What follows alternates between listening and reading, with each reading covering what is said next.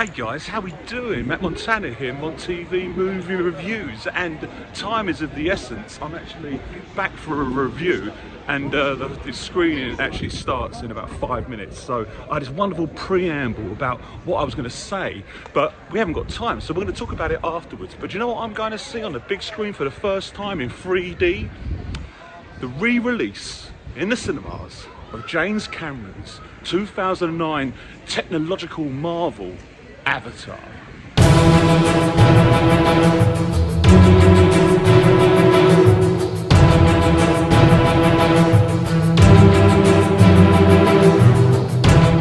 So I've just made it to the cinema. I should be on time.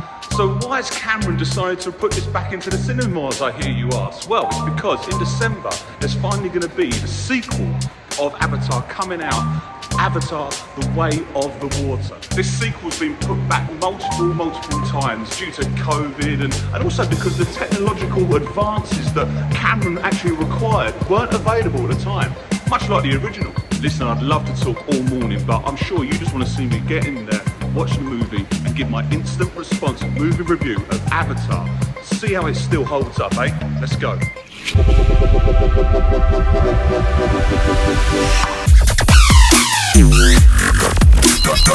Well, halt it right there. Let's slow it down a bit because I've forgotten a really important part of this whole screening experience.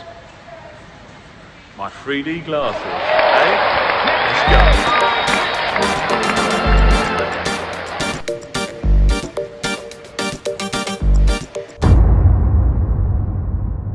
So there we are, Avatar, revisited after all these years.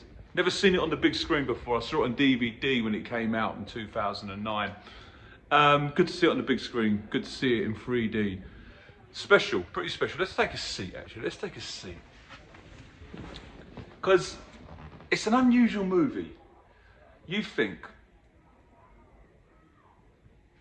James Cameron first got the idea or wrote an 80-page treatment back in 1994, around the sort of time of True Lies, when he was doing that kind of movie, about the idea of filming Avatar, making Avatar, creating this world, Pandora, writing its own language. I mean, it's a phenomenal effort all round. I believe there's like a 1,000 words which have actually been created in the language of Nutaru. He had the intention of filming it after he'd finished making Titanic. So Titanic was released in 97, so it was going to be around 97, 1999. I think it was looking like it was going to be initially made. But the technology at the time just wasn't there. Cameron's vision was too far in the future to be created back then. So it wasn't until technology caught up and it finally got released in 2009 that Avatar comes out, and obviously I'm watching it again in 2022 because the sequel is coming out in a couple of months' time in December. It is a completely immersive world. It is a phenomenal effort. It's an epic story, and it's a pleasure to watch. But there's something missing. There was when I first watched it. I wonder why I'd never seen it again. I'd never watched it after.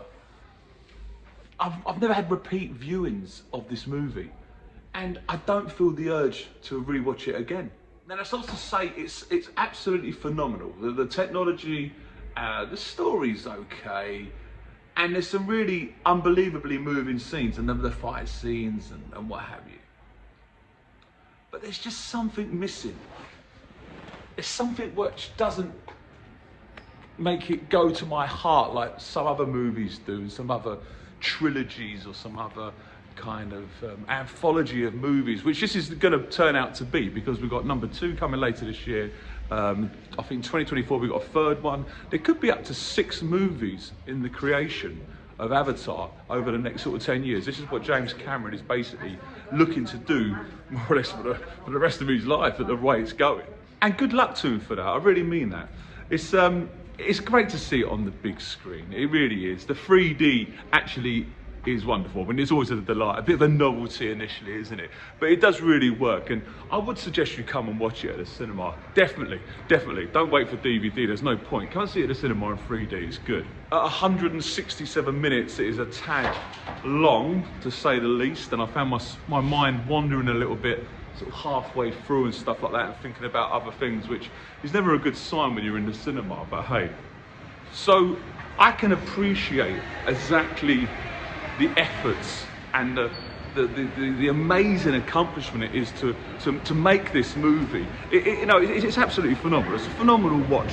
If you go there to watch it, in the fact that this is what humans can do, this is what humans can make and put onto the screen. It's unbelievable. It's quite breathtaking. In fact, when I got a bit tearful at one point, actually a bit overwhelmed, thinking what an achievement it is to actually put this to the big screen. How a man can come up with an idea and then put this onto the big screen and make it like that. It's amazing what humans can do with film. We've created film, we've created technology that we can make this world. Pandora, we can make Pandora come alive. We can go to Pandora and we can experience it sort of firsthand. And I genuinely got quite emotional at one point. So Mont TV rating, I'm going to give it 5 stars for the actual technological advance and the effort that's been put into create this movie.